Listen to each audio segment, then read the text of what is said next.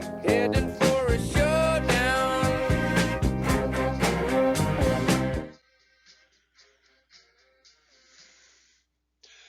Hello, poker players. I'm Steve Subready, and I have a tournament hand for you. This is an online WSOP $20 freeze-out tournament played every day at 1 p.m. Pacific time. A freeze-out tourney is one that does not allow any rebuys, which is something I like quite a bit. But my favorite way to play this particular tournament is to enter late, with less than 5 minutes remaining for the late entry period.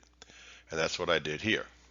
For your information, I use the Live Squeezer web app to create the hand history here, and Riropo to display the hand. I like Riropo because it provides a large image of the cards and the stack sizes, so it works really well for presentations.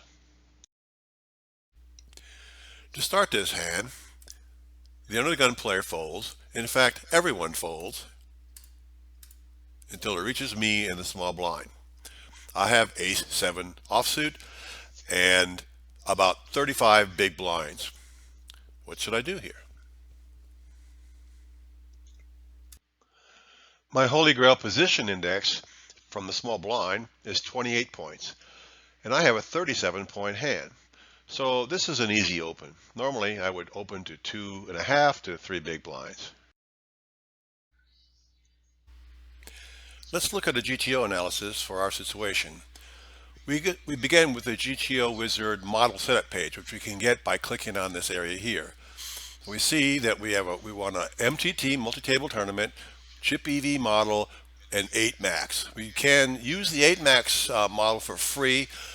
A 9 max model requires a subscription. Then we choose our stack size, which is 30 big blinds, because that's the stack of the smaller of the two of us, which is the villain.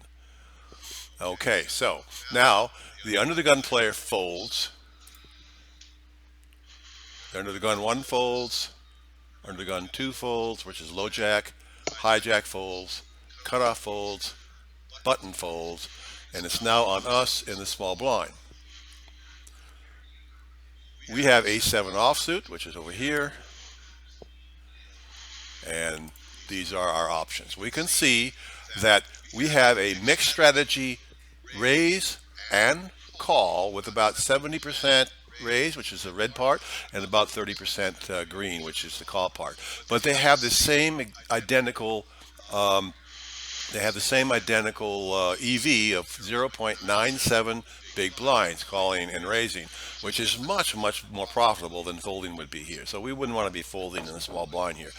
But all in at this point, with 30 big blinds effective stacks, it is not much worse than a raise or a call would be. So perhaps surprisingly, we could either limp or open in this situation with the same EV against a table full of perfect GTO players. But against a big blind who is likely weaker, I would usually prefer to open. So I open the 2.5 big blinds, which is lower than the 3.5 big blinds that GTO Wizard recommends. And the small blind raises to 7.5 big blinds. Do I call the raise? I suspect that this decision is a toss-up. Although I opened to 2.5 big blinds in the actual game, GTO Wizard only allows a 3.5 big blind open, so that's what I'll check here. The big blind raises me to 7.5 big blinds in the real tourney, but the closest we can come here is 9 big blinds, so I'll choose that. Now it's on us in the small blind with 8-7 offsuit. So this is the summary panel here. We can see that calling and folding is a mixed strategy decision, which almost all of it being calling in green and a little sliver being white folding. The only big mistake we can make here would be to jam, which is a minus 0.17 big blind error. These EVs might be slightly different in our real game though, since our bet sizes in the real game are smaller. Since we have less in the pot, calling might be worse than folding. So the GTO advice is mixed, but it might slightly favor folding if the model bet sizes were correct. Also, we don't know if Mr. Big Blind is one of those players who aggressively defends his blind or not. but the average low entry tournament player usually raises more tightly here than Mr. GTO would. So we might be up against a tighter range. So folding might be slightly better in this situation than calling. So I call the raise, and the flop comes 2 of diamonds, 7 of hearts, 6 of hearts. And the action is on me in the small blind. I've flopped top pair, top kicker, but the next card could be dangerous to me. I rarely donk in a heads-up situation like this, but should I donk here?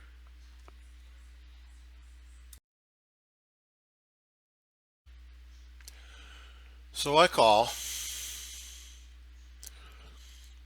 and the flop is 2 of diamonds, 7 of hearts, and 6 of hearts.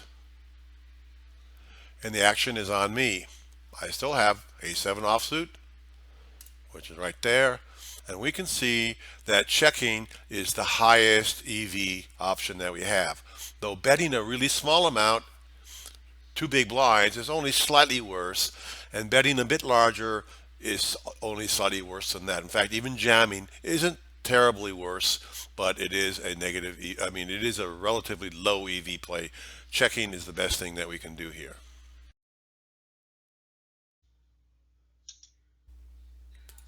So I checked.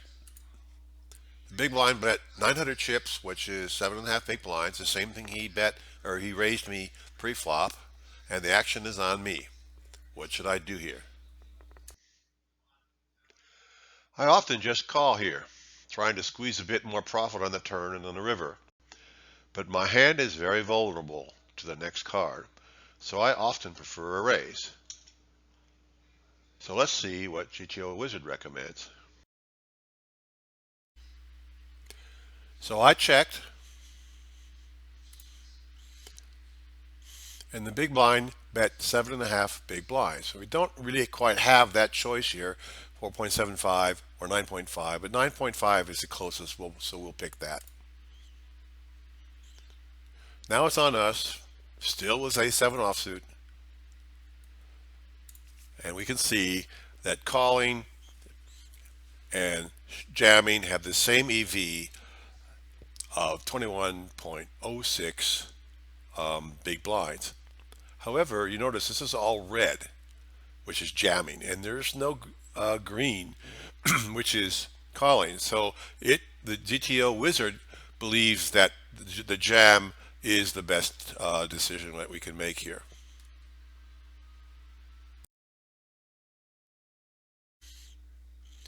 So we jam,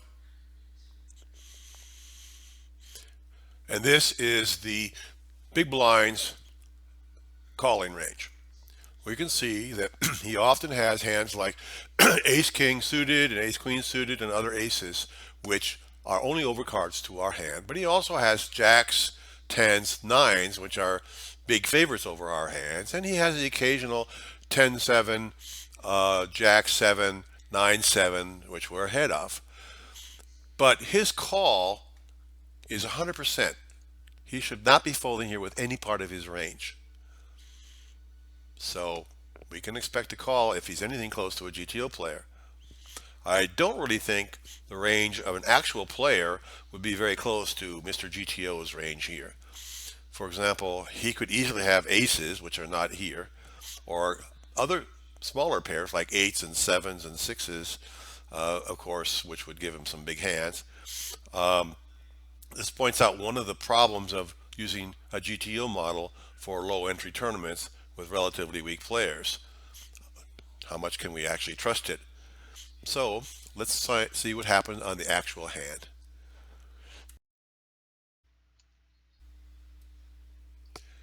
I jammed,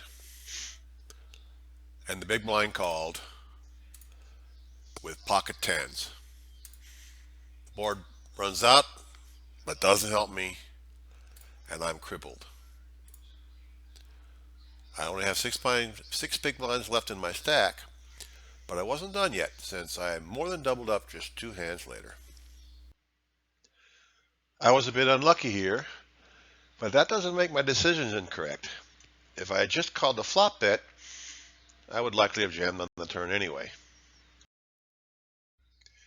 There are several lessons here.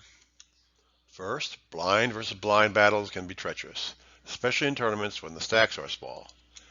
But aggression is usually the best option in a low entry tournament, especially when we have the villain covered.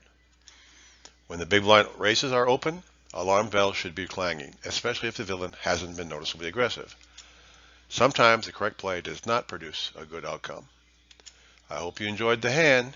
That's all, folks.